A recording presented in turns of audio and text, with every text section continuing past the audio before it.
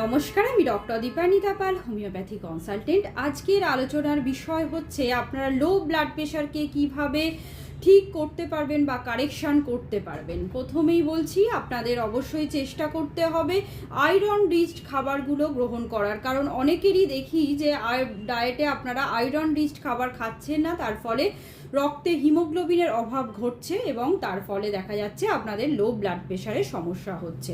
আর একটা বিষয় আপনারা খেয়াল রাখবেন, অবশ্যই আপনাদের রেগুলার ব্যায়াম বা এক্সারসাইজ করতে হবে, পর্যাপ্ত জল পান করতে হবে।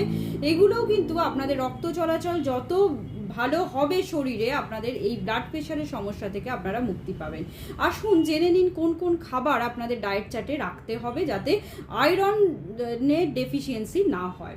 নাম্বার 1 হচ্ছে আপনাদের যে সমস্ত শাকসবজিগুলো আপনারা ডায়েট চার্টে রাখবেন। ফার্স্টেই বলি পালং শাক, লাল শাক, বিট, এছাড়াও আপনারা রাখতে পারেন থোড়, মোচা, কাঁচকলা। আর একটা রাখতে পারেন সেটা হচ্ছে কচুর শাক, ডুমুর, ব্রোকলি। এগুলো কিন্তু আয়রনের গুড সোর্স, এইগুলো শাকসবজিতে অবশ্যই রাখবেন। এছাড়াও আপনারা যেটা রাখবেন ড্রাই ফ্রুটসের মধ্যে খেজুর, কিশমিশকে প্রাধান্য দেবেন। আর ফ্রুটসের মধ্যে আপনারা বেদানা, কমলালেবু, এপ্রিকট এগুলো রাখবেন। আর একটা ডাল জাতীয় খাবার আপনারা রাখতে পারেন মাছ, ডিম, মাংসের বিশেষ করে লিভারটা আপনারা রাখতে পারেন। এখান থেকে কিন্তু আয়রন প্রচুর পরিমাণে পেয়ে যাবেন।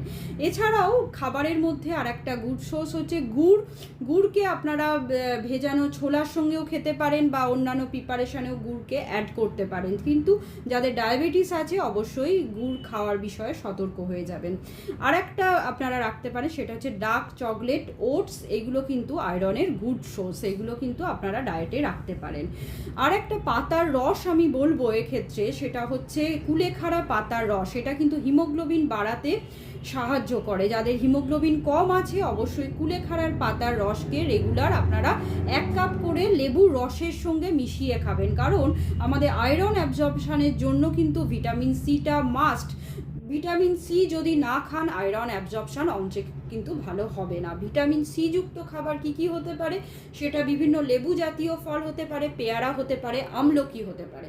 এগুলো যখনই আয়রন রিচড খাবার খাচ্ছেন অবশ্যই আপনারা ডায়েট চার্টে ভিটামিন সি যুক্ত খাবারকে ইনক্লুড করুন, তাহলে ঠিকঠাক আয়রন অ্যাবজর্পশনও হবে এবং আপনাদের শরীরে রক্তের পরিমাণ বাড়বে এবং অটোমেটিক্যালি ব্লাড প্রেশারও বৃদ্ধি পাবে। নমস্কার, সবাই ভালো থাকবেন এবং সুস্থ থাকবেন।